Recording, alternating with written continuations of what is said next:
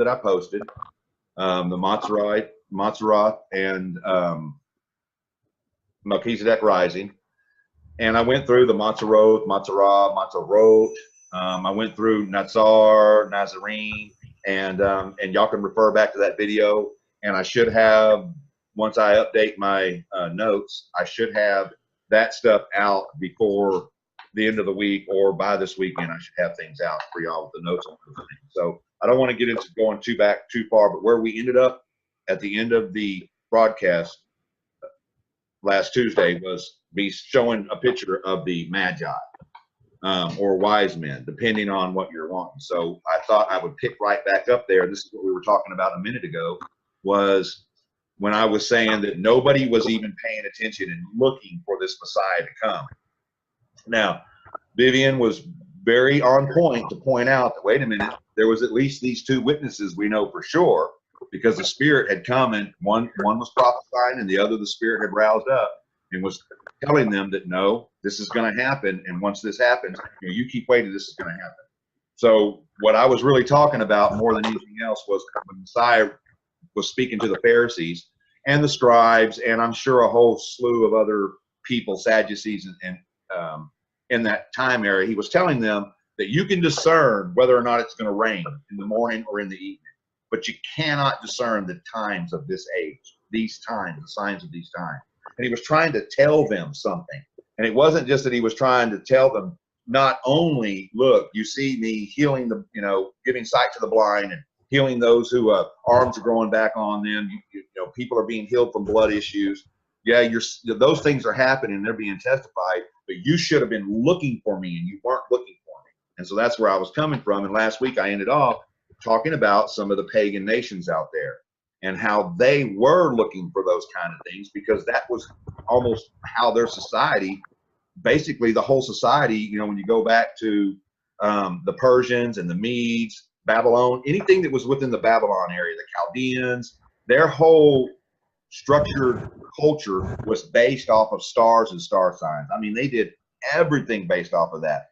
And at one time, that is exactly how the Hebrews were at one time. They were told when to plant, when to reap, when to be counting their omars. They had all these signs and moeds and oaths, signs that told them how to do these things. So right here, the word magi refers to a class of ancient Zoroastrian astrologer priests who once lived in the Persian Empire. Today, the word is most commonly used in the Abrahamic or Christian circles to denote the three wise men. Just let go of that three wise men, on there, the three. And but there's more to that, who came from the east to Jerusalem following a bright star to worship Yahudah. So we know we had some people who were looking for this. They were looking for something to happen, and they knew that there was going to be a king that was going to be born. And we know that they used the heavens in order to figure these things out. I know some people would go back and say, well, yeah, they came maybe from Daniel, because we have Daniel in Babylon, and he's been put over all the magicians. And I agree with some of that. In Hebrew, wise men is the term hakim or kokim. While in Greek, its equivalent is magi. And that's, what I didn't put in here is magi. There's kind of a debate between the scholars and people who study the antiquities. These magi come from a race of people. When you go and you read the works of Josephus Flavius, he talks about these magi coming from a tribe, and that tribe coming from the Persian or the Mede Empire. And they had a tribe that they called the Magians, where we get magic from, magicians. Daniel 2:17, then Daniel went to his house and made the decision known to Hananiah, Mishael, and Azariah and his companions to seek compassion from Eloah of the heavens concerning the secret, so that Daniel and his companions should not perish with the rest of the wise ones of Babel. Then the secret was revealed to Daniel in a night vision, and Daniel blessed the Eloah of the heavens. So here, this is the part where the king has had a dream, and he's trying to figure out the dream right now, and he can't. And so he calls all his magicians and he calls all his sorcerers, and he brings them all in, and they're not able to discern what his dream is about. And so they finally, after he starts killing everybody, they go out and they find Daniel and say, Daniel, there's this wise guy, Daniel, he can do this. Let's see what he can do. And so Daniel comes And the thing is that when Daniel does this, he returns to his house, and the secret was revealed to him in a night vision. And Daniel blessed the Eloah of the heavens. The Qadsim answered the sovereign and said, there was no one on earth who was able to reveal the matter of the king, the sovereign, because no king, master, or ruler have ever asked a matter like this of any magician. Now, this word magician in this Daniel 2:10 is not the same word as wise men. It's not, Kakim is not, it's not the same word. We'll get to that in a minute. Or astrologer, or the Qadsim, or the Chaldeans. So last week, for those who were on last week or watched the video, I was speaking last week about the Chaldeans. I was talking about Abraham, Balaam, and going back and showing that they all came out, and Terah, Abraham's father, came out of Ur of Chaldees, and how the Chaldeans were very well known for doing astrology.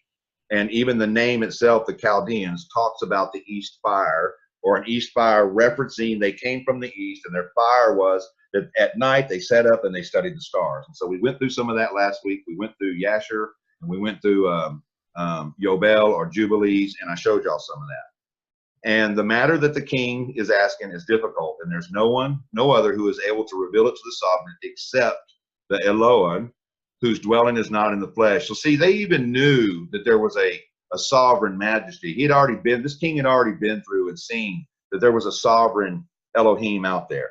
And so these people were trying to tell him, look, there's nobody who's going to be able to tell you these kind of things, man. All your wise men, everybody's come together, and they couldn't do it.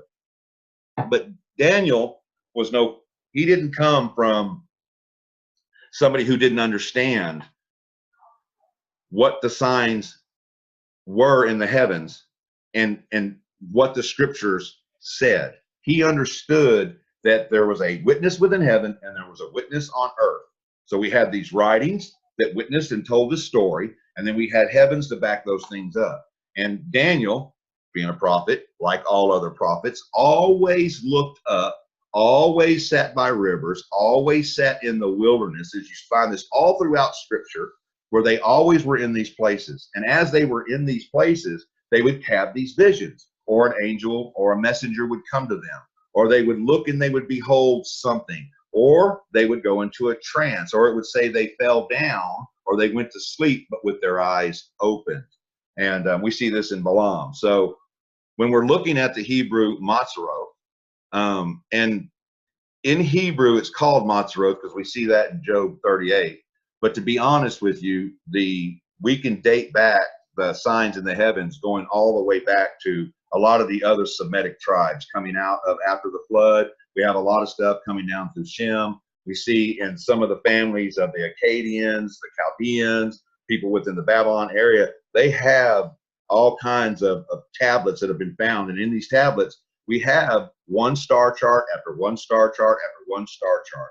And they use these things to predict all kinds of different things, including kings who were to be coronated and be born, what time of the year to have children and not have children, what time of the year to plant, what time of the year to reap, when to be known for the winter to come, or, they knew all these things, and they weren't like us. We didn't have a farmer's almanac, or we had a Julian calendar or a Gregorian calendar, and we knew what,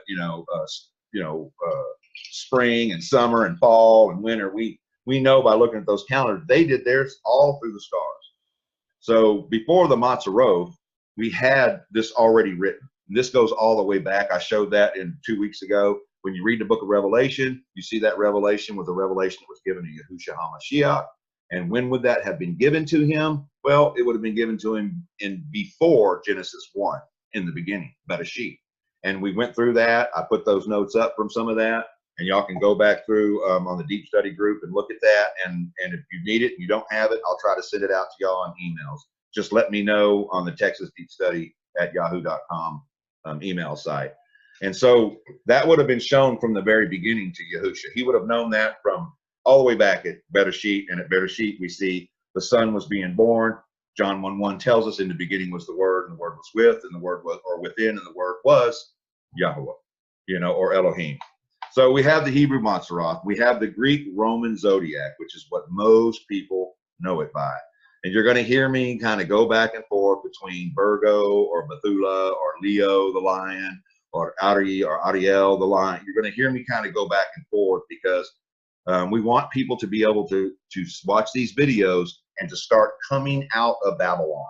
You see, this is all about, our whole walk is about coming out of Babylon and touching not the unclean things. And one of the biggest things that Babylon had going for it was that they wanted their own Shem, their own name, their own high priest, and they wanted people to follow their gods, their Els. And they used those they pulled them out of the stars and they began to worship those things. Because you have to imagine going back in time in your head and thinking about this. Many of us would say, well, man, how would I look up at a constellation and, you know, like a child who lays back and watches the clouds and says, oh, that looks like an elephant. Now, how would I look up at a constellation and say, okay, well, that kind of looks like a bull, so I'm going to start worshiping that bull? You know, most of us, I know in my case, I didn't really see it like that. I kind of thought, why in the world would they worship something like that? You know, and why would you look at a cow out in the field and it's out there doing its business and think that you're going to worship that thing? Unless you were looking at the stars and you had men and women who were seeing things happening throughout the course of the years. And each time a big event happened, maybe a shift in the poles, maybe a shift within the heavens, a star that came across the heavens, a planet is what we would more see than anything else, or maybe even a comet or a meteor or something like that came across the sky, and something at that time significantly happened. And it didn't just do it once, but it did it over and over in their recordings over time. So they probably started thinking to themselves over a period of time, like, hey, you know, every time that certain star comes across, this happens. And every time that certain group of stars comes together, man, it gets really hot and dry and we can't grow anything. And so over time, they started putting together the bull, putting together the ram, putting together the serpent. We call it Scorpio now, but in ancient times it was a serpent. And started putting those things together and thinking, oh, well, if I start worshiping the serpent, well, then you have that all through history. You see that. Or I start worshiping the bull. Well, we see that all through history. Even men, we see in the heavens, they were worshiping men's and Baals. And of course, when we go back and we look at Baal and we look at Molech, well, we see a bull head, but we see a man's body. And that was constellations in proximity to each other in the heavens at certain times during the years over the course of many years, a decade, maybe 20 years. And they put those things together as, you know, a centaur, right? Or a minotaur. I guess it would be a minotaur, a bull's head on a man's body. Then when you start thinking about that, you think about Greco-Roman zodiac, and you go back and you think about stories like Clash of the Titans. You know, I know that was a movie that was put out, but you go back and you look at these Odysseys and you can see them talking about and having these certain creatures. You can see like Hercules wrestling with the snake, or going through, he had the 12 different tasks that he had to go and do. You can kind of see where they kind of got that from, because they pulled that from the stars. And then they began to worship that kind of stuff. Well, that's exactly what the scripture says when Paul's telling them. Everybody knew. It's been in front of everybody's face. They've seen it from as old as time is. And yet they traded the created things and began to worship them instead of the creator himself. And that's exactly what they did. So as we go through here, we see we got Bethula, the virgin, Ari, or Adiel, the lion, Ash, the butterfly, which the butterfly, we'll talk about that later. Timomion, the joined ones are the twin, which is Gemini. Taurus, the bull, or Ashaur, the bull. Aries, the lamb, or Tele, the lamb, which really is a ram. And we talked about that last week, and it's in the notes if y'all want to go back and look at that. Pisces, the fish. Dagim, the fish. A lot of you guys know about Dagim. We see that in Catholicism. We see the fish hats that they wear, and you can see the fish, the dog in there and stuff. So there was that. We got Aquarius, the water bearer, or Dali, the one who carries the water buckets. The Capricorn, the goat, which is the sea goat, or Getty. And why is it a sea goat? Because it has half of the body of a fish and half of the body of a goat. Sagittarius, the archer. Cachet, the archer. Scorpio, the scorpion, is the tail portion of Lasat, the serpent, or the perverse one. This is what I was talking about. In ancient, on ancient tablets and ancient writings, we can see that it wasn't a scorpion. It was in fact a serpent. But over time, it changed over to a scorpion. And we even have the Messiah talking about that he would give us power, what? Over serpents and over scorpions.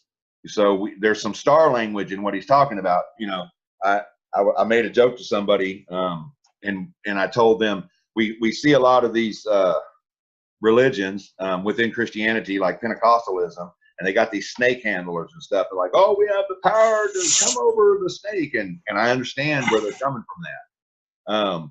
But saying that, at the same time, in that same verse, it says that you will be able to, you know, tread on the scorpion. And I never see anybody at a church with a handful of scorpions in their hands, juggling the scorpions around like, look, we're not going to die. We, you know, it's just, and so there's just, unfortunately, in our ignorance and not wanting to go and study these things and being blinded by the God of this world, Satan, being blinded by those things, you know, the veil is over them when the Torah is read. And it doesn't just apply to the Jews or old Israel. It applies to everybody who does not diligently study the scriptures and rightly divide that word or handle the truth so that they can be approved. And so that's one of the reasons we have Scorpio we see in the heavens, but the same part of Scorpio is part of the serpent or the lasso or lasse. So, and then Libra, the scales, or as Mazaim, the balance or the scales. And even that one right there could be in some older star charts and some tablets. That one's not exactly what it is there. So we're going to move on. If you have your microphone on, I just want to remind everybody, please check and mute. I don't have you guys on. So please mute your mics. So we'll kind of start a little bit with Bethula. This one's a big hot topic, right? There's a lot of people who go back and forth between Bethula and Alma and whether or not it means a maiden or a virgin. I'll say this, in almost all of antiquity, in all of the different religions that have been out there, the virgin is always a virgin. She is always a virgin. It is never just a maiden who has a child. The only real argument that we really have nowadays is an argument on whether or not, from the Jewish perspective or Judaism, on whether or not that, and they even argue amongst themselves in the Talmud. They even kind of argue back and forth on that issue too. But it's always been a virgin or an untouched bride, you know. So it's a feminine passive particle. We were talking earlier about the constellations going back and forth between male and female in their gendered persuasions. And when you go and you look them up and you study, you find that out. And it means to separate a virgin from her privacy, sometimes by continuation, a bride, also figuratively a city or a state, made a virgin. I mean, we even see the city of Jerusalem in some of these later studies we're going to do as I continue showing you guys in the heavens the temple objects that Moses saw. We're going to see a city, New Jerusalem, and it's going to be tied to Bethula. So when we go to Genesis 15, speaking of Bethula, here we have Eleazar, who's going out to find a bride for Isaac, for Abraham, and he's looking and he's telling him not to go to Canaan, you know, to any of those people. And so he goes out and and here he is. Eleazar showed up. He's at the well, and he ends speaking, and he says that see, Rivkah came out, born to Bethuel, son of Milcah, the wife of Nahor, Abraham's brother, with her jar on her shoulder. And the young woman was very good looking, a maiden, Bethula, no man having known her. And she went down to the fountain, filled her jar, and came up. So here's one of the places in the scriptures where we're going to see the idea of Bethula. And see right down here where it says, let me get my laser. I got a laser. Right down here, we see that this young woman was very good looking. And really that word right there, it means that she was beautiful in the sense that she was shackled to her beauty. She is a maiden. She is a Bethula, and no man had known her. That's kind of important right there when you look that up in the Hebrew, because then it'll say Lo Ish, or, you know, which, you know, Ish is where we get the idea for Adam as the husband, Ish, Isha. And she went down to the fountain, filled her. And so what I did was I took in the parentheses right here, and I took some of the Hebrew, and I went into some of the Hebrew, and I kind of looked up the words, and I wanted to put them together in a fashion and an order. And I wanted to show y'all where sometimes when you're reading the scriptures, we have to go just beyond the surface level. We have to go a little bit deeper and seek that place for the enlightenment to happen. We want, as Messiah said, for our eye to be pure. And then that way the whole body is lit up and has its purity in it and enlightenment. And the disciples pray, enlighten us, you know? And so we want to be enlightened that there was a little bit more happening on earth than what we see happening. And there was actually a story being played out, and it has a witness in the heavens and it has a witness on earth. So when you put these words together, this is the order in which we see it. See, behold, to be shackled in beauty, rising, travailing, destroyed by El, the sun, the queen Isha, flared nostril, father of nations. So when we're reading that in the same order that I just read it here, that see, Rivkah came out born to Bethuel. But if you take this, and I told y'all before, take the scriptures when you're reading the scriptures and read them. Read them up and down, left and right. You know, tear through them. When you read this, starting with Abraham, because Abraham came first. When you see this, you see the father of nations with flared nostrils, and you might think to yourself, Nahor, his brother, would have flared. What does that mean? A lot of times when you're, you've seen people when they get angry, or when they're working really hard and they're breathing really heavy and the nostrils kind of get flared up, and it shows that there's a strength in who these people are. They have a strength. So he's the father of nations from strength, flared nostrils. Isha, who has the wife, who is the queen, who will have a son, who will be destroyed by El. Travailing, will rise to be shackled in beauty, the bride Rebecca. Behold, this right here in and of itself is a prophetic message speaking about the coming of the promised seed of Abraham, who would be destroyed. Remember, no man taketh my life, but the Father has given it to me that I should take my life and to raise my life and stuff. So he's destroyed by El, him being El himself, and through the travailing of not being left, but traveling down, he rises out and he's shackled in beauty. To who? Well, to the bride. And then we say, and then it's, behold, my bride. That, what does the scripture teach us? That we should wash our bride with the word, that we should present her without spot and without wrinkle. And we want everybody to behold her. And we even see Rebecca in the New Testament. We see Rachel, you know, we see different renderings of these things. So I wanted to show you sometimes when you're reading the scriptures, you can go just a little bit deeper than just looking at it on the surface level. So when we start getting in the New Testament, we have to remember that it was Messiah who came and brought to the fulfillment of all things for us. He brought the fulfillment of what? Well, we spend a lot of time on, you know, teleos, or the word telos, or he brought into focus the law. Think not that I've come to destroy the law and the prophets, right? And we put a lot of focus on that kind of stuff. But there's a little bit more to it than that when he came. He wasn't just coming to bring a fulfillment and show us the right way of the law, which is exactly what he was doing. But remember, he said that he comes down out of heaven, and he comes not with his own doctrine, but the doctrine of his Father. Well, that's star language, you know. I thought this was a really cool cloud picture right here, because it kind of reminded me of somebody standing there in a robe, and maybe even angelic with wings. I just thought it was a really cool picture, you know, and this is a real picture from the Hubble telescope. Acts 1:6, so when they had come together, they asked him, saying, Master, would you at this time restore the rain to Israel?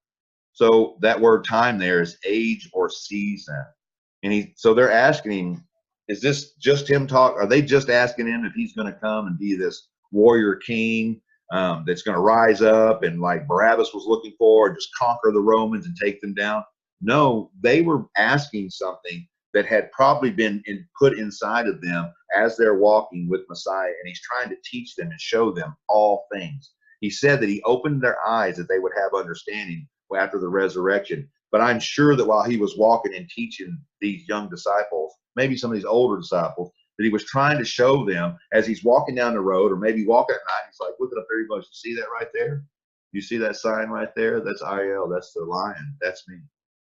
And, oh, well, Master, is that you? That's you? I said, yeah, you're the tribe of Judah. You know, we're the Jews. And he's like, no, no, I'm trying to tell you, I am the Lion of the tribe of Judah.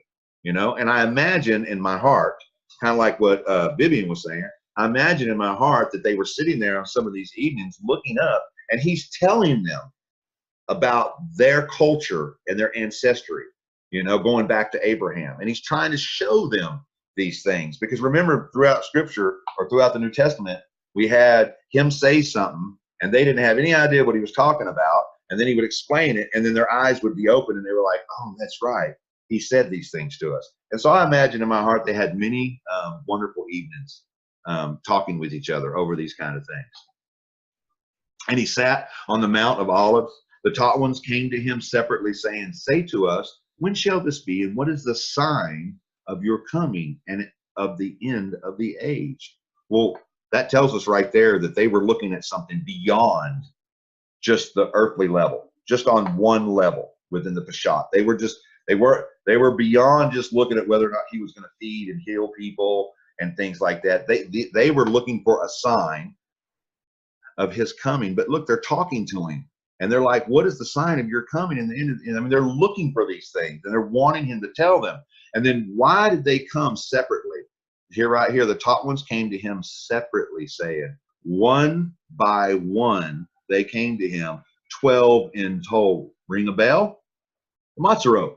So later on in the studies, we're going to go through, and I'm going to show y'all some things in the heavens related to the disciples, and show where you can, the Matzerot is not just a matter of looking at the sky and saying, okay, there's the virgin. Okay, she had a son, and then beneath her is the scales, and the scales were the weight of judgment, that the son would bring judgment. But then there's this, you know, serpent trying to eat the male child, and it's one layer. The kingdom of heaven is a multi-layered kingdom. There's multi-heavens that we have to think about. And if there's multi-heavens, then there's going to be multi-levels for us to be thinking on. And that means that in looking at the Matzerot, as it traverses across in the ecliptic of the sun, the movement of the sun through the constellations, we are going to be able to see that over time there's one story, but there's stories within those stories. And that's exactly where we come to a place where people are able to preach, and they're able to put together sermons, and they're able to put together teachings. And then we say it all the time. One time of the year, I'm looking at the scriptures and I'm reading Matthew 24:3 right here. 2 years later, I read it and I got a completely different meaning out of it. So there are stories inside of stories, lines upon line, precept upon precept. Such is the way of the heavens, the Shamayim. It tells us a story, multi-layered stories. And I always think back to Shaul, Paul, the apostle, the sent one, who talked about he knew a man, whether in body or out of the body, who was taken up into the third heaven. And he saw things that were unlawful to see. So he went through these different levels of the heavens and saw things he couldn't even talk about. What did he see? Was it the kind of stuff that John got to see when we read the book of Revelation? Did he see what John was given as a revelation? I mean, I don't know. You know, you could speculate, right? So separately, one by one, they came 12. And in my mind, this is trying to tell us a little bit more, because what are we looking at? Signs of a coming and the end of an age. Separately, one by one, they came. So for me, we're looking at a story it's almost like this scripture is telling me, you know what, sit down and go through and over go through the Matzerot and look at each of the meanings of each of the constellations. Look at each of the stars that make up that constellation. Look at the stars inside of that and see what these things were called through antiquity. And you're going to find story after story. Like I said before, there are 12 constellations. Inside each constellation, there are 3 decans. That's on average. That makes 48. So right then and there of itself, you've got a multi-layer, at least 4 layers per constellation of stories inside of stories. Maybe something like Ezekiel, when he looked and he saw wheels inside of wheels with eyes all around, you know, maybe that was something he was seeing over time. Over these next months, as we study, we will see the signs in their order. I just wanted to put that back up there, and you guys will be able to download this or watch the video and go through it. And here's what I would do. I would go through and I would look up all these and search it out. If you have the time or it's on your heart, when you have the time, go through and look at these and see what they're talking about. Why is ash called a butterfly? Why is Scorpio a scorpion, but then it's talking about a serpent? Like, what is that? You know, don't just leave it to me, because I'm not going to get it all. You know, these are the kind of things. We live in a world now where everything is fast food, fast. You know, we're in a hurry for everything. We want an order from Amazon and next day delivery. If we go, I know not everybody goes to fast food joints, but I do sometimes, and I want fast food. You know, I want it quickly because I've only got so much time for lunch, you know. But these are the kind of things you don't just sit down in the course of 1 year every night and look up at the heavens and draw little pictures and what have not and go, oh, I get it. I can see the whole story. I see the gospel in the stars. I mean, I see it all. I see the dragon coming. I see him trying. No. This is over time, over and over, and wheel inside of wheel inside of wheel, season upon season, line upon line, that you are able to discover these things. Now, you might say to yourself, I don't have to do all that. It's been done for us. Well, I would say study. Show yourself approved. Don't listen to me. Don't listen to, you know, Matthew. Don't listen to Mario. Hear what we have to say and go out there and break that bread apart yourself and look for what you have, because you might have a piece in one area that, like, I don't have, and I've been trying to figure out for months studying. I just can't put my finger on that, so I shelved it. And you might come up and say, hey, Terry, you know what? There was these two people in the New Testament, and they were waiting on the Messiah to come. It's like, oh, I missed that. I knew it, but I missed it, you know? And then I put together, you put together the idea of two witnesses. We have the Revelation talking about the two witnesses by the mouth of two or more, and it just opens up a whole world of hopefulness and just proving the majesty of our great King. Matthew 24:4, and Yahushua answered and said to them, take heed that no one leads you astray. For many shall come in my name, saying, I am the Messiah, and they shall lead many astray. Is this just saying right here, I am the Messiah, that we're going to have some, hippie Jesus guys running around saying, I'm the Messiah, or Buddha was the Messiah, or Krishna was the Messiah? No, I think what this is saying right here, when you look at the Greek, because we just, unless you're going to look at the Hebrew rendering we have, unless you're looking at that, I mean, in the Greek, it kind of says what they're saying is, it's like, no, the one that came, yeah, he was the Messiah. Yeah, that guy, and we have that right now, don't we? We have all kinds of different denominations, or as I call them, demonations, that have created their own denoms or their own doctrines and stuff. And you can pretty much be in adultery, you can be homosexual, you can be, a pedophile and be up there saying, no. Yeah, he was the Messiah. Yeah, that's the same Messiah that we follow, not so much that we're going to be looking for a Messiah. Maybe so. I guess it's one of the levels that we could look at it, He said, and you shall begin to hear of fightings and reports of fightings, and see that you are not troubled. These have to take place, but the end is not yet come. See, he's trying to talk to us about the end that they were just asking about back in verse 3. For nation shall rise against nation, and reign against reign, and there shall be scarcity of food, and deadly diseases, and earthquakes in places. And all these things are the beginning of the birth pains. Then they shall deliver you up to affliction and kill you, and you shall be hated by all nations for my sake. What are these birth pains we're talking about right here? Is this the Jacob's troubles that we're talking about? Is this looking back at the Matzroth and looking at the sign of Bethula last year, September of last year? We talked about that last week. Yes, it has. We see it every year. Every year we see Bethula in the sky, or Virgo in the sky. What we don't see is what we saw last year, and that's the Jupiter traveling back and forth between Leo and or Ariel, Leo and Virgo, Ariel and Bethula, traveling back and forth in retrograde and then coming out. We don't see those kind of things right there. And last year we did get to see something like that. I think that was an important sign for us to just keep in the back of our mind and not lose sight of.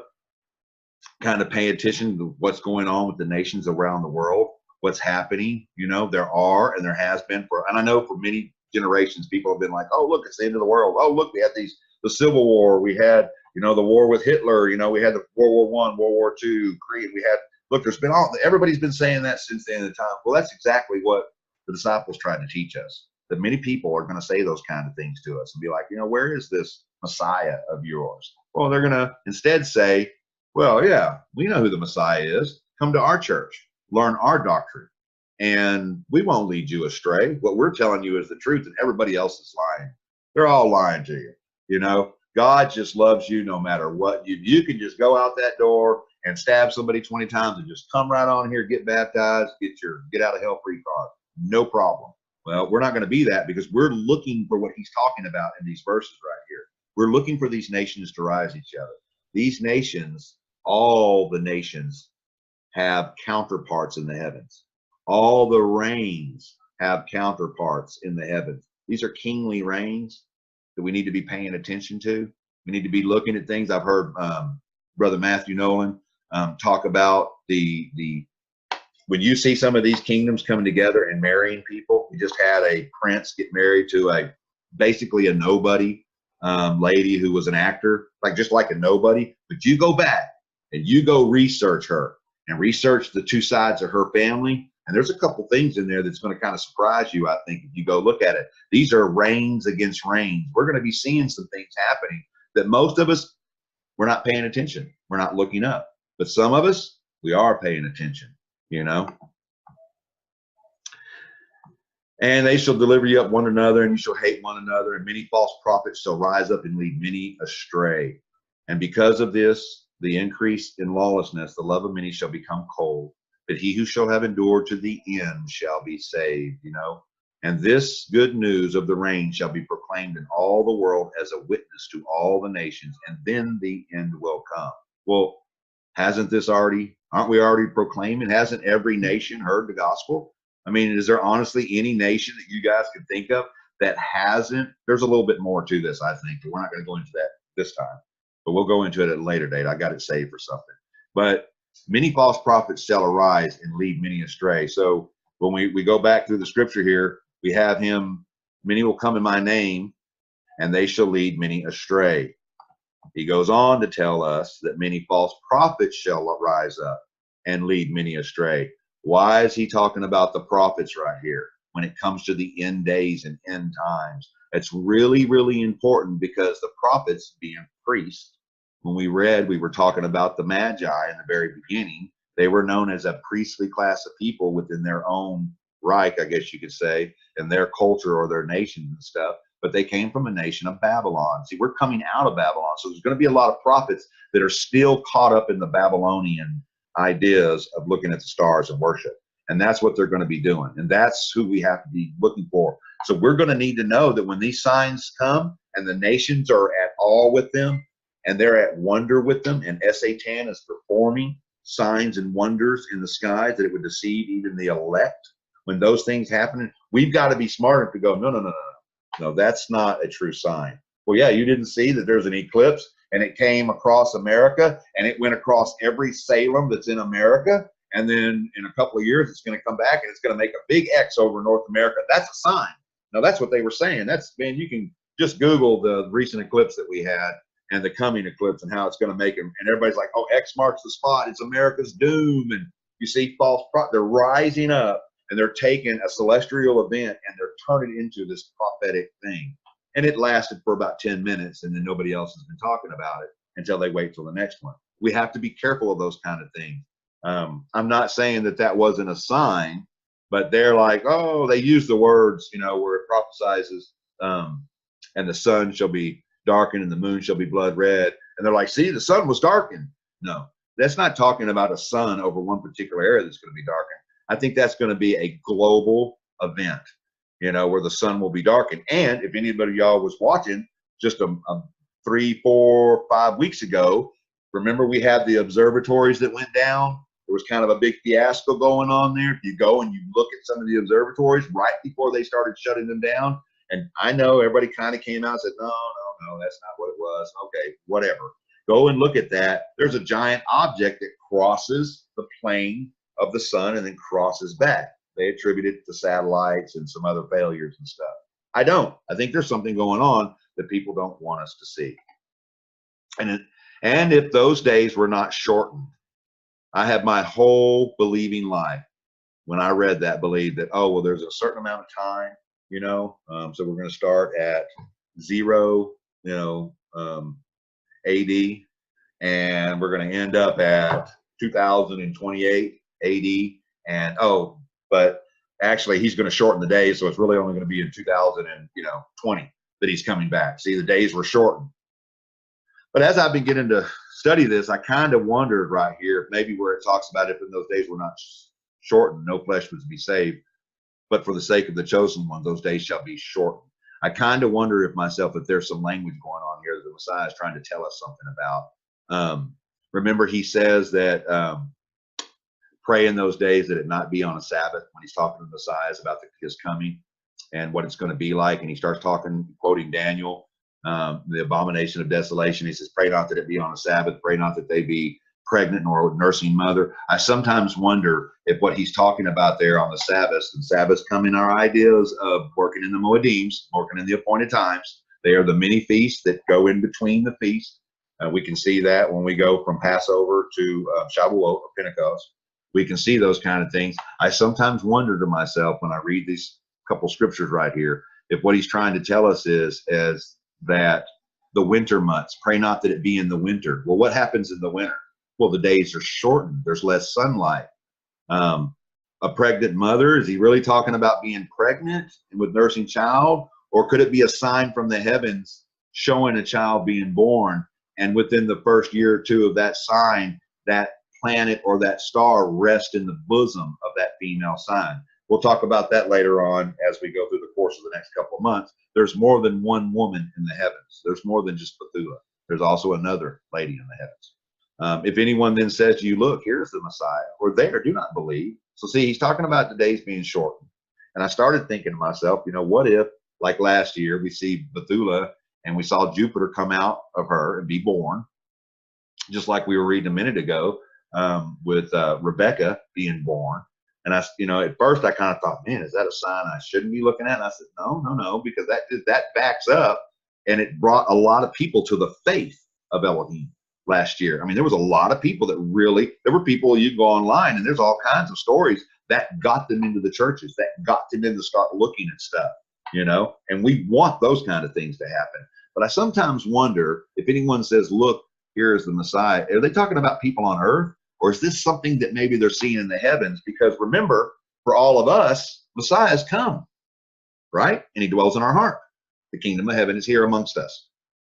But to Judaism and to some other religions, the Messiah hasn't come yet. They're looking for him to come.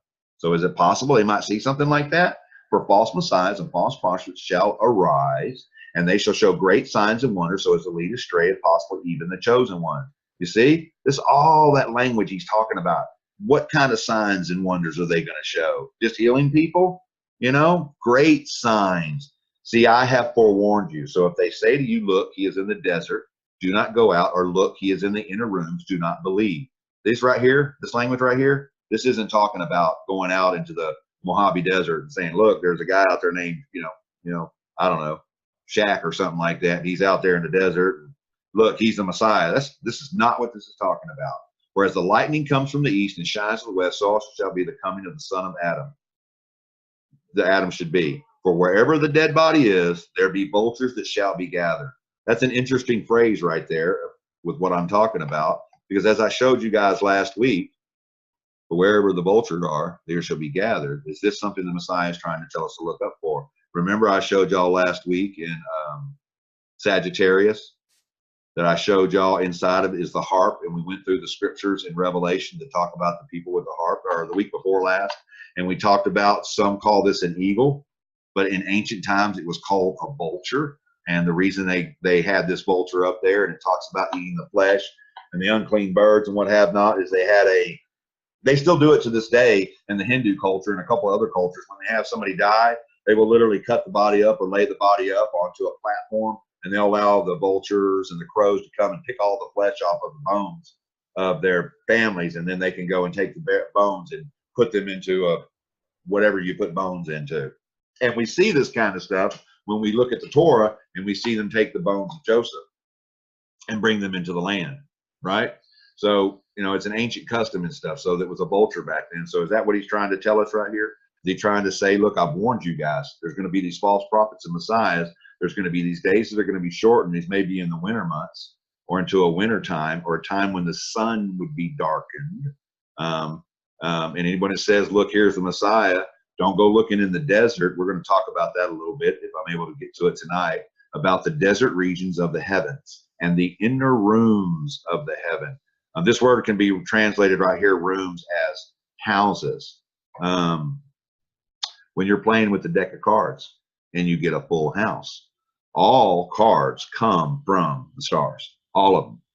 There's a reason why they have 10 cards and then they have the 4 face cards. And there's a reason for that. And then the ace being the sun. When you have a full house, all that stuff comes. I'm not saying don't play cards or don't enjoy a night of you know, whatever people play. I don't really play a lot of cards or anything like that. Goldfish or whatever. I'm not saying anything like that. But what I am saying is that that's where the cards come from. You go back and trace back the cards that we have now that we play games with and stuff. You go back, you can trace that back to tarot-like cards. And, you know, take it for what it is. Be careful. But these inner rooms are talking about the different houses in the constellations. Each of the houses in the constellations are the areas that the constellations move into for that period of time. They are in here. I'll give you an example. The scripture tells us that the abyss will be open, and out of the abyss will come these scorpion-like locusts with men's faces and the tail like a scorpion, and they will sting for a course of 5 months. So you think Revelation is trying to tell us that there's going to be a bunch of scorpions that are going to crawl out of the hole, out of the ground. They're going to come and sting everybody, and for 5 months you're going to be walking around with a sore foot? Or is this talking about Scorpio in the heavens in the course of a 5-month period of time? I would say yes. We'll get into that when we get to that constellation. I just wanted to show you guys some of that when it comes to talking about the vulture and the dead bodies. And the reason I'm telling you that is where this sign rises in the heavens as a part of this Sagittarius, they call it, which is the horse, the man riding upon the horse with a bow in his hand that we went through in Revelation and said, behold, sitting on a white horse with a bow in his hand, and talking about Messiah. And so, and this is within that constellation as a decon or decon. And if you've got a bow in your hand and you're riding on a horse, you're at war and you're looking to kill something. And wherever there's death, he's telling you, look, the vultures are going to be gathered in that place. So who is this Messiah, and should we be listening to him? Genesis 49:8, you, Yahudah, your brothers praise you. Your hand is on the neck of your enemies. Your father's children bow down before you. Yahudah is a lion's cub. From the prey you have gone up, my son. He bowed down, he crouched like a lion, and like a lion who does rouse him. The scepter shall not turn aside from Yahudah, nor an inscriber from between his feet until Shiloh comes. And to him is the obedience of the people. Most of you guys know this who follow the MalkyZadek order. We see that this right here is the change that was made in the Torah, that was allowed in the Torah. When people say, oh, you can't add or take away. Well, you can if there was a clause. You definitely can. And here is a clause right here. The scepter shall not turn aside from you, nor an inscriber, a lawgiver, from between his feet until Shiloh comes. You can see all of this in the heavens. I mean, everything that's written comes from the heavens. The heavenly Torah was long before there was ever a written word, which is why you hear in Judaism they talk a lot about the oral Torah. And because before there was a writing, there had to be someone telling the story. Binding his donkey to the vine and his donkey's colt to the choice vine, he washed his garments in wine and his robes in the blood of grapes. His eyes are darker than wine and his teeth whiter than milk. Here we go. So here we are talking about, we go to Psalms 19, and what do we see in the heavens? Well, we see Leo, Ariel, we see him in Virgo. You know, remember we talked about the ecliptical line right here? This is the line that the sun moves in, that we see from our perspective as it passes through the Montserrat. So if my marker is the sun and it says that Virgo is clothed in the sun, you see as it passes into Virgo, it would light up Virgo and you wouldn't be able to see Virgo, and unless there was an eclipse of the sun. then you would be able to see the stars. I wanted to show you all that. This right here is I pulled this off of the internet. I thought this was really cool because it showed Leo.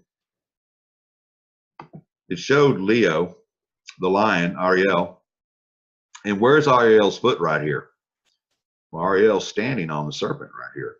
You know, I thought that was important because when we read this right here, it says he's like a lion who does rouse him.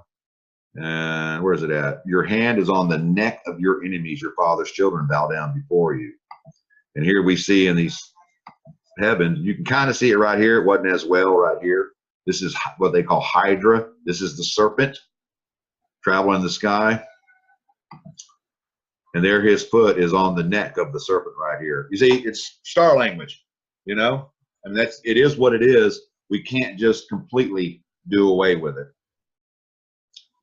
Judah, thou art whom thy brethren shall praise. Judah is a lion's whelp. He crouches as a lion and as an old lion. This is a better translation. Who shall rouse him up?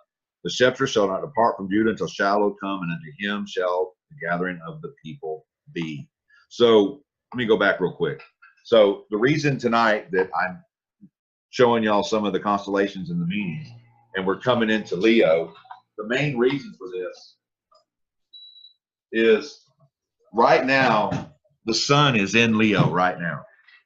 Even though we know when we look at the Gregorian calendar, people who were born in August into September, or late July into August, they're called born under the sign of Leo, right? Well, that's not how it is anymore. At one time, see, over the procession of time, the movement of the stars and our relativity to them changes over what's called a procession.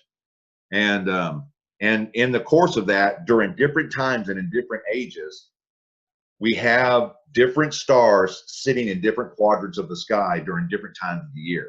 So at one time, Leo would have been a summertime. During the middle of the summer, Leo would have been there. It was a kingly thing. It was, you know, the harvests would have been happening. You know, it would have been it was a time to be a king during that. And so you had a lot of people coming to the coronation of kingship in the sign of Leo. You see this in the Day of Trumpets, which is, you know, and the Jews will call like Rosh Hashanah. You see this, that's a huge coronation in their civil calendar. And you can see this in other cultures when they would coronate or crown kings. It was known for that. But it's not like that anymore. See, we've changed. Every 72 years or so, the wobble of the earth on the axis that it moves on, the poles, it moves about a degree, about every 72 to 75 years. And so over time, you start at it's 2 degrees. Now, when I say degrees, what I'm talking about is if you're looking up at the sky from your house and you see Leo, which is in front of you, the screen right here, and he's directly at you. And over the course of 72 years, 144 years, he starts moving to your left a little bit. And suddenly he's not there anymore. It's moved in its degree in the plane of the elliptical, or the plane of all the constellations. And this happens over time. It kind of culminates over about 2,600 to 2,800 years, and it'll switch. And you can do almost 180 in the constellations during the times of the year. It's one of the reasons they kind of do the daylight savings. We don't have the same calendars we used to have, but I'm not going to go into that right now. So what I was going to say is that right here, how it says Judah is a lion's whelp and he's crouched as a lion. I believe that when you do a study on Leo, and when Leo was the main kingly royal star or royal constellation, as right here you see it's got Regulus. That's called the royal star. That's the kingly star. At one time, I think at the time of Jacob, when he was talking to his children, and he was talking about all 12 of his children, I think at that time that Leo was the proficient constellation at that time. And it dominated the sky. Leo did. Instead of now, Leo's moved going into wintertime. See, Leo's moved into kind of a darkness. It's moving into the wintertime now as we're coming into November. But at one time, it would have been maybe July, August. And at another time, maybe April, May, June, right? And I think at that time, that's what he was saying. So I think what we're looking at is it says right here, who shall rouse him up? Well, I think in the later times, as this zodiac is moving its course into the darker months, that it's going to come out eventually at the spring equinox. And at the spring equinox, the sun is going to rise in Leo again. Now, that's just me. I'm just kind of throwing something out there. Not everybody may agree with me, but I think at one time we can actually see that in antiquity, that it didn't happen before. So I wanted to go to Numbers 24. I wanted to talk about Balaam. And when Balaam saw that it pleased Yahudah to bless Israel, he did not go as to the other time to seek to use sorcery, but he set his face toward the wilderness. These are the darkest areas of the sky. How do I know that, Terry? Well, and Balaam lifted up his eyes and saw Israel encamped according to their tribes, and the spirit of Elohim came upon him.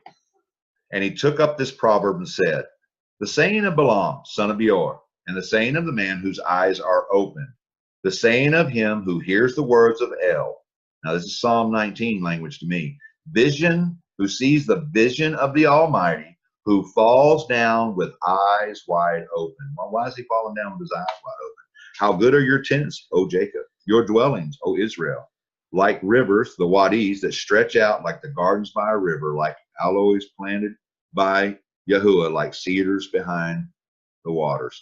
Listen, this wilderness area right here, I think what Balaam was doing, he's lifting up his eyes and he sees Israel encamped according to their tribes. Now, everybody has always said, well, yeah, they were camped out in the wilderness. I don't think this is what Balaam was seeing. I think Balaam was looking up into the heavens, and he was seeing in these darkest areas of the sky, and the spirit was coming upon him so that he would be able to hear the actual words of Eloah or Elohim speaking. What words? Was he hearing a voice, or was he seeing what? Psalm 19. At night they give knowledge, and day by day they pour out their speech, that in every language, there is no nation that has not heard the words. Whose words? The stars' words? No, these are Elohim's words. And he sees the vision of the Almighty who falls down with his eyes wide open. This is pretty common among prophets as we go through the scriptures. And remember the darkness that in the wilderness or at many rivers the prophets fell upon their faces or looked and beheld. This is what I think they were seeing. Because sometimes when we read this kind of stuff, we think to ourselves that it's all happening in real time. But, you know, there's day by day stuff going on. Day by day, night by night, things going on. And we have to sometimes pull back when we're reading the scriptures, and we have to give time for things to happen. Even in the course of our day, when we get up in the mornings and we go to work, or we get up in the mornings and take care of the children, or whatever it is we're doing, there's a course throughout the day. And then there's a course throughout the night.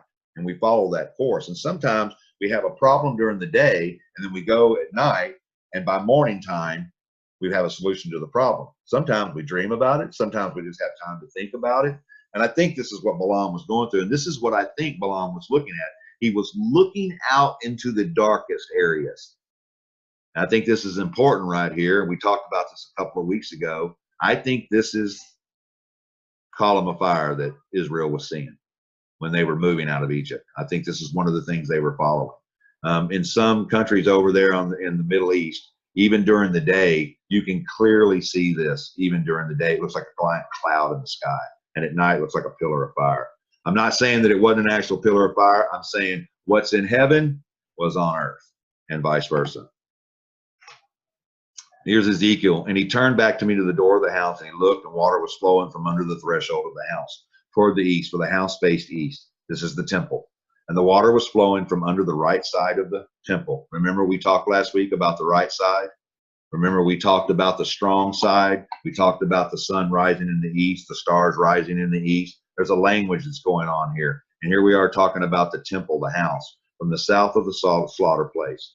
And he led me out by the way of the north gate. And he took me around on the outside to the outer gate facing east. And look, water trickling out on the right side.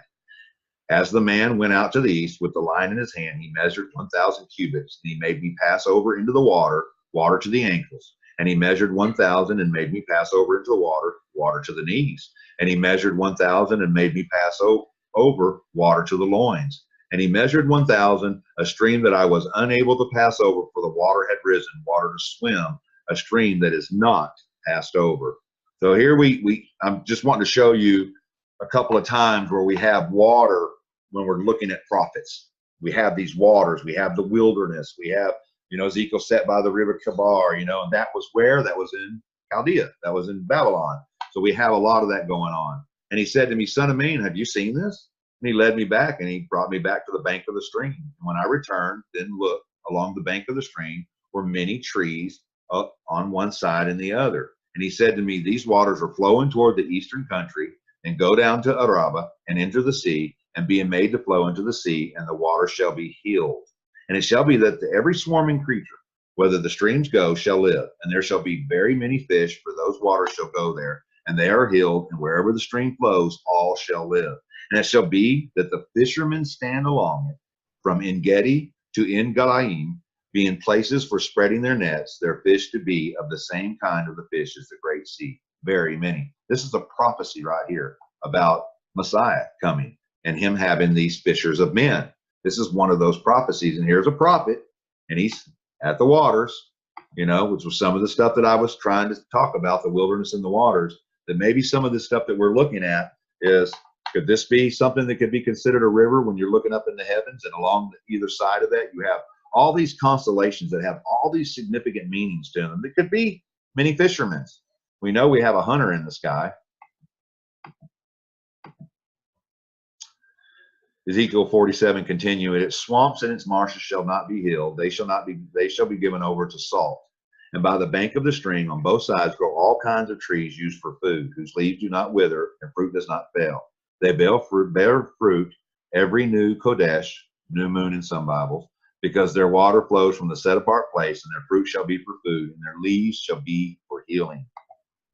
Where else do we see that language? Revelation. And he showed me a river of water of life, clear as crystal, coming from the throne of Elohim and the Lamb. So why was I reading this to you? I just kind of, looks like I kind of just, you know, I'm reading about Balaam. He's looking in the wilderness, and he's hearing the words of El, and he's pulling up a proverb, and all of a sudden I start talking about prophets, wildernesses, and rivers. Go through your Bible, look up all the prophets, all the good and bad prophets, and look at where they saw their visions, wildernesses and rivers. Over and over and over, they saw these kind of things.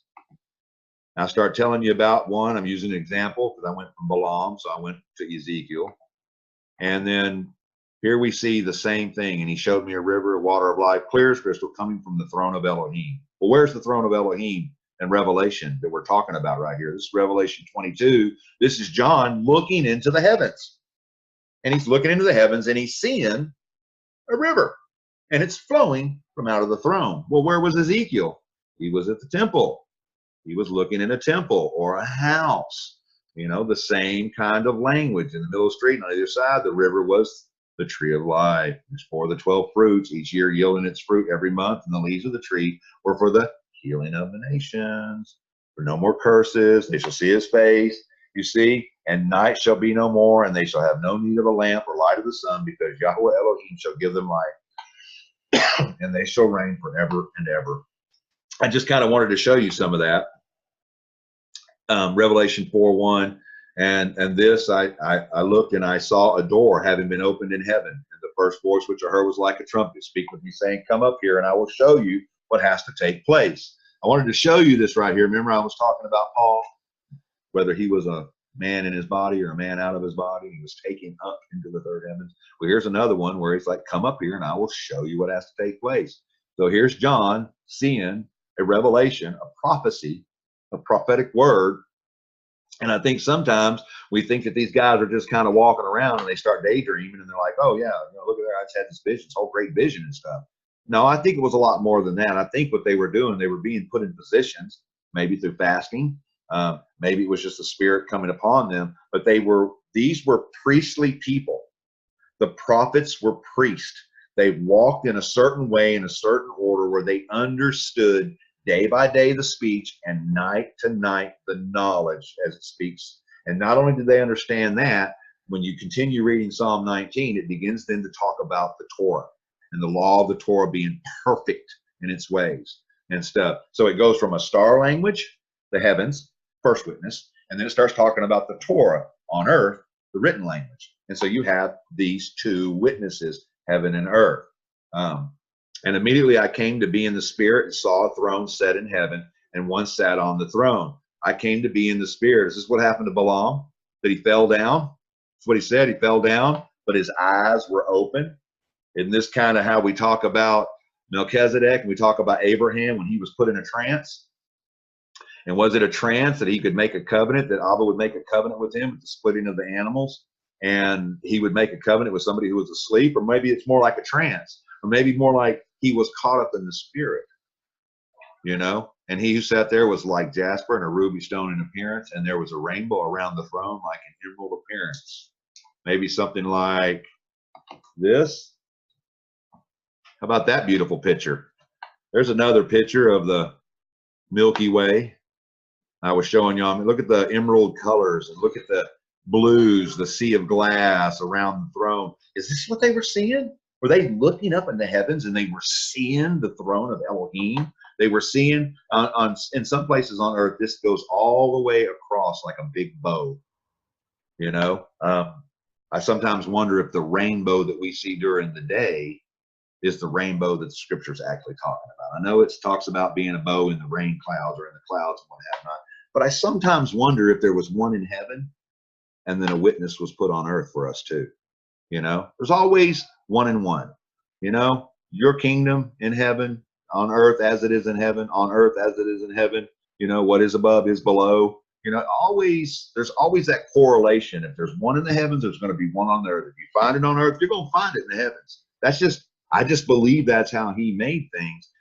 And that's how he's orchestrated to know who his called ones are, to know whom he has known, he has predestinated. He knows these things because he's written these things already, and now it's playing itself out. The Messiah came to show us, look, I'm so in control, I'm playing it all out right before your eyes, and I'm not through. You know, I think that Yom Kippur teaches us that through Azazel, the scapegoat, and the goat at the door of the slaughter. I think that shows us the two comings. You know, just using a little bit of star language right here, you know, Numbers 24:7, and it talks about the man with his buckets, and his seat is in the many waters, and his king is higher than Og, it'll say in your Bible, or Agog, and his reign is exalted. So here's another star sign that we're seeing up here, this man with his buckets. I think this is what it's talking about right here. Some people might not agree with me. El, who brought him out of Mitzrayim, is for him like the horns of a wild ox. He devours the nations, his enemies, and he breaks their bones, and with his arrows he smites. You know, listen, I don't know about you guys. I've seen some pretty wild bulls in my time, but what they don't do is they don't devour nations. You know, so he's not talking about a cow out in the field, you know, chewing its cud, or just a bull that's upset because somebody, you know, castrated it and poked it with a hot iron and stuff. It's not devouring. Now, it will destroy things. But then he goes on to say, and he breaks their bones, and with his arrows he smites. Definitely no ox has got no arrows. He bowed down, he lay down like a young lion, and like an old lion who would rouse him. Blessed is he who blesses you, and curses he who blesses you. So here we go, like the horns of a wild ox. Taurus is showing us in the heavens that he's showing us that he controls all these signs, and it's not people who are watching or sacrificing to Molech or to Baal, like we see when they came out of Mizraim, Egypt. And what do? They made themselves a golden calf. See, they looked to the heavens because they knew there were some signs going on. And so they were going with those signs because they were looking at Egypt thinking how prosperous Egypt must be. They must be right. With his arrow he smites. So here's Taurus and the stars. And here's Orion. Now, in some pictures, you're going to find Orion with a shield. But in a lot of others, you're going to find Orion with a bow in his hand. And he's prepared to strike with an arrow. And that's exactly what I think. And look where he's pointed at. He's pointed down at the nations, you know. So I think there's some language to be looked at. I think the scripture is telling us through the two witnesses that we need to be looking for those things. So Leo, or Ayel, the angel, the great lion.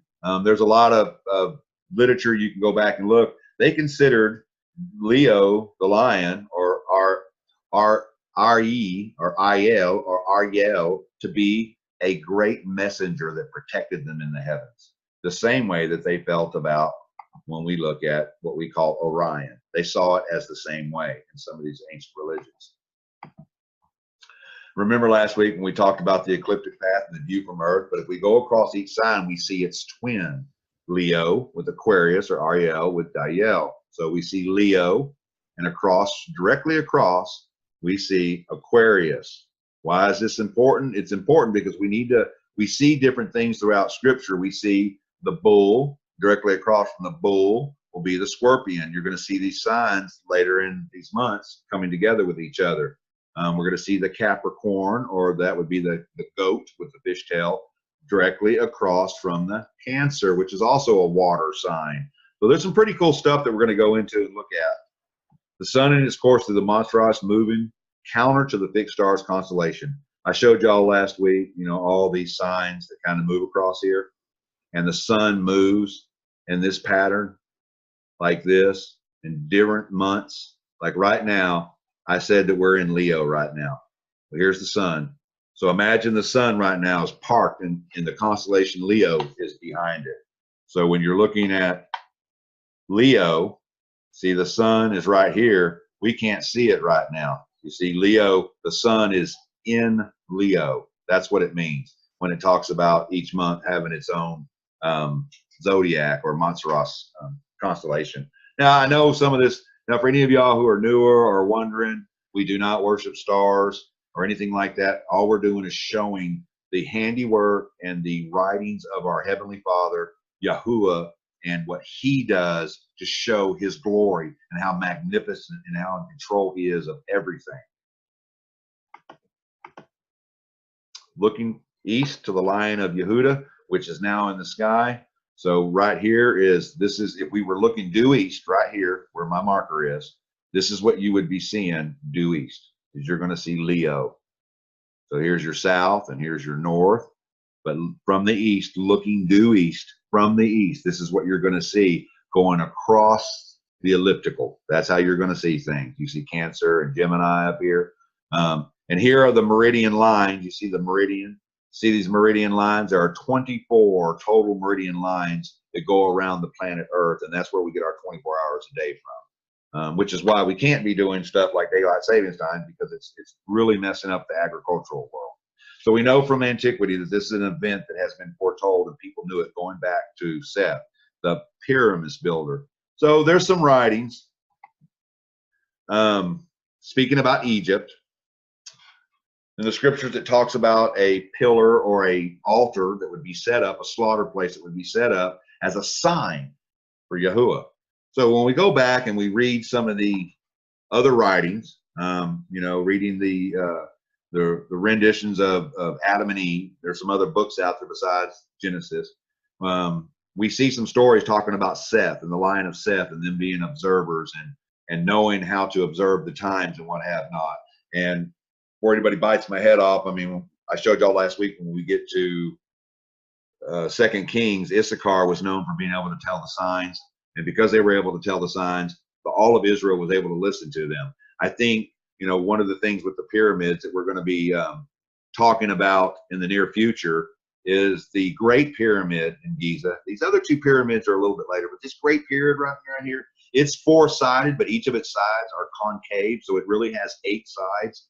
And you can look during the eclipses and you can see like a big sundial and the Sphinx and a couple other things that are around it that actually mark the different celestial times of the year. And many of y'all have probably already seen Orion, right? We've already seen Orion. Here it is. They got it depicted with a shield and the belts lining up with these 3 pyramids. I know a lot of people have already seen that. We're going to go into some of that stuff as we go further. Now, we're not going down the ancient aliens road. I just want to tell everybody that. So it's not that it must be aliens for me. However, I do believe there is something to when we start talking about angelic beings, messengers, and things like that, maybe getting into Genesis 6, because I believe from what I've seen and what archaeology is starting to pull up, that this pyramid was probably built pre-flood, maybe. I mean, it's very possible, but there's more to the story, as the ancients knew, of the great line and how it would devour its enemies. This is the story of Yahusha. So we have Leo, we have the Great Pyramid, we have the Sphinx. The Sphinx faces due east, and it sits where it looks at the rising of the sun at the spring equinox.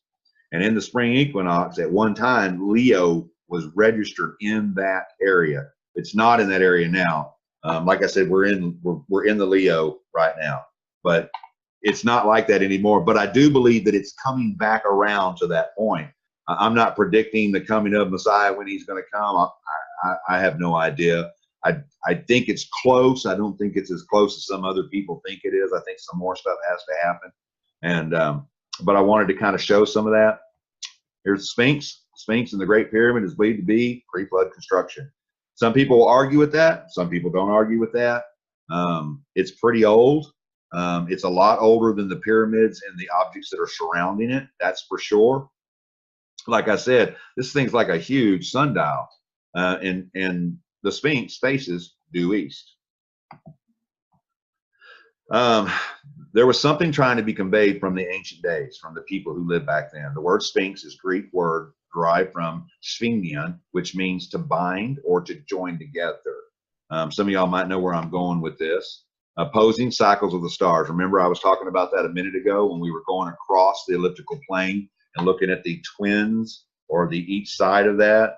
So here we have Leo, and across we have Aquarius, or the water bearer, which is a man. And then we have Leo. We have the Sphinx. So we have the body of a lion. What is it? The head of a man. Is that what we're looking at? The head is Aquarius. That's maybe what we're looking at. And that is at that time, during that time when this was built, this was the beginning? Or is this looking to a future when we would be in Aquarius and its twin would be the lion that would be destroying the nations in the end days? We've entered into Aquarius. I'm convinced of it. I've got no doubt that we sit in the Aquarius time, or the age of Aquarius, which is the water pouring forth. I think it's the culmination of the words being sealed up by Daniel, and now it's been released, and knowledge is increasing and going to and fro the earth. And now, you know, people like me, you know, I didn't grow up and, you know, I'm not a college educated individual or a scholar or anything like that, but I'm able to get on Google, get on the internet, and learn in days and in months what it's taken 20 years for scholars to learn. I mean, the knowledge is just moving, and any of us can do it. And I'm so thankful that Abba has given us that wisdom he's given us. He's taking people like us, he's given us wisdom, and we're able to take the wisdom of the world and completely just annihilate it.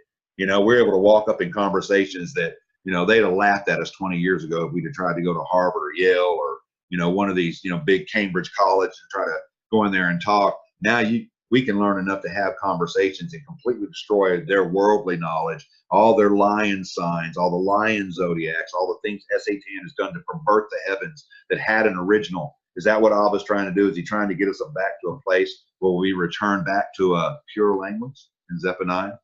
Maybe so. So is this the head that we may be looking at in Aquarius, looking ahead, looking to the rising of the sun? Because the scripture teaches us that the Son of Righteousness will rise with healing in his wings, you know, I mean, in his wings. And here's the body. Is it Leo? Is that what we're looking at? I mean, you can even, if you look at the stars, I want you to look back real quick. Look at the body. Look at the head coming up. Look at the stars. You see it? Look, it's a body. And then you have the head coming up, like the Sphinx. You know, there's something to that. There's a little bit more to that. And as we move forward the rest of this month, I'm starting here with Leo. The next 3 sessions we'll do will be over the stars that make up Leo, and then the decans or decans that are inside, and what they're trying to tell us. So going back to Balaam, his final order, he took up this parable and said, Balaam, the son of Beor, says, the man who sees truly says, hearing the oracles of Elohim, receiving knowledge from the Most High, and having seen a vision of Elohim in sleep, his eyes were open. I will point to him, but not now. I will point to him. Is it pointing to something? Is that what the Sphinx is looking to? The righteousness, the Son of Righteousness that shall rise with healing in his wings? What did he say? That on the 3rd day he would rise and heal us, and that we would dwell with us? Is that just talking about the resurrection, or are we thinking in cyclical terms? You know, I will bless him, but he draws not near. A star shall rise out of Jacob. A man shall spring out of Israel and shall crush the princes of Moab and shall spoil the sons of Seth. And this right here doesn't mean that they're going to destroy the Seth that I was talking about. This is talking about taking up the spoils that are Seth, or the way of Seth. So looking due east, the ancients, they saw this from the east, setting in the west. Looking due east, this is what they would have saw at one time. So is there something going on when we look at Egypt? Are we thinking this is just the Egyptians, the pharaohs, a bunch of pagans, you know, worshiping all these false gods? Well, we know Joseph was in Egypt, right? We know Joseph was in the pharaohs, but is it possible that the pharaohs date further back than Joseph? I mean, there's some people who are saying, yeah, they date back farther than that, you know, and it's quite possible that the Sphinx and the Great Pyramid were built at a more ancient time. And they were predicting something, and they were showing something before there was a great perversion. In the day of slaughter, in the place Yahudah shall be in the midst of the land of Mitzrayim, and a standing column or pillar to Yahudah at its border. And it shall be for a sign and for a witness to Yahudah of hosts in the land of Mitzrayim, when they cry to Yahudah because of the oppressor. He sends them a Savior and an Elohim, and shall deliver them. And Yahudah shall be known to Mitzrayim, and the Mitzrayites shall know Yahudah in that day, and make slaughterings and meal offerings, and shall make a vow to Yahudah and pay it. And Yahudah shall smite Mitzrayim, smite it and heal it. And they shall turn to Yahudah, and he shall hear them and heal them. In that day there shall be a highway from Mitzrayim to Ashur, and to Ashur shall come from Mitzrayim, and Mitzrayim into Ashur, and Mitzrayim shall serve with Ashur. And in that day Israel shall be one of three with Mitzrayim and Ashur, even a blessing in the midst of the earth, whom Yahudah of hosts shall bless, saying, blessed is Mitzrayim my people, and Ashur the work of my hands, and Israel my inheritance. This is important. Is this what this is? Is it possible? This standing column, this pillar, this slaughter place? Is it talking about a new temple where we're going to actually slaughter? Are we talking about a millennial temple where the slaughterings are going to come back? Or is this talking about a people who come back to him and they make a vow? They call upon the name of Yahudah and they pay it by their works. I mean, is it possible? I think so. Is this it? How do we start our covenant year for you calendar covenant clubs? Isn't that what y'all teach? Is that we look at the equinox and we see that equinox line with it, and so we know that's the beginning of a day. We Sabbath when? During the day. 12 hours in a day, and a man works in the day. Not too many men work and women work at night. You know, yes, I know in the world we live in now, because it's been taken hostage by Satan, and we're forced to work the grind and slave to the world and under Babylonian pressures and what have not. But that was not the way it was meant to be. The night was always made for rest, you know, and the animals move around at night, and that's what the beasts do. But we're not the beast of the world. We're the chosen, the elect, the priest, you know, and we should be looking not for the sun in and of itself as a planet to be worshipped, but the idea to remind us of Psalm 19. That like a bride coming out of his chamber, so goes this voice, this Messiah who's rising, and he's coming. MalkyZadek is rising up with healings in the wings of his garments, his priestly garments, to bring healing to the nations. As we come out of Egypt, are we not supposed to be looking for this shalom in our walk? With one eye on the heavens and full of light, and the other on our works of faith. Just like Egypt, we can be healed and restored, and we can become the rocks or pillars of sacrifice that praise Yahudah. You know, and I think that that's where we all need to be in our life. You know, are we going to be asleep, or are we going to be awake when the Messiah comes? Remember what he told the Messiah: I can't even go up here and pray for this little bit. You guys keep falling asleep. He says, when I return, will I find any faithful? Will there be anybody that will be faithful when his kingdom comes? Will there be anything like that? You know, when you look at this picture right here and you see the Giza border, this is the area where the pyramid is and stuff. I want you to kind of look at this picture. What does that picture kind of look like? It's like a tree, man. You know, I mean, it really does. But when you're looking at the pyramid and the Sphinx, when it's looking and it's headed and it's giving that look of due east, due north, due south, and what have not, you can see it going all the way down to Mount Horeb, or what they might say would be Mount Sinai in this area. And that it's also pointing directly and crosses right through Bethlehem. I mean, it's right in there. And I don't like this word Christ, but the Messiah angle. This is an area in the heavens right here 30-degree angle in the sky. Remember I was telling y'all last week that when you're looking at the 12 signs of the Montserrat, they're cordoned off into 30-degree areas, 10 degrees for each of the decans inside of it. 12, 3, 36, 360 days in a year and stuff. Psalms 8:3, for I see your heavens, the work of your fingers, the moon and the stars, which you have established. What is man that you remember him, and the son of man that you visit him? Yet you have made him a little lower than Elohim, and have crowned him with esteem and glory. This is a prophetic word for Messiah. You made him a little lower than the Elohim, right? Well, what is the Elohim? Well, these are the angels, the messengers of the heavens, you know. And how did he make them lower? Because he made them man? Or did he come down from heaven? My flesh is from above. I come down from heaven, my Father. You come from here. Did he make him a little bit lower? And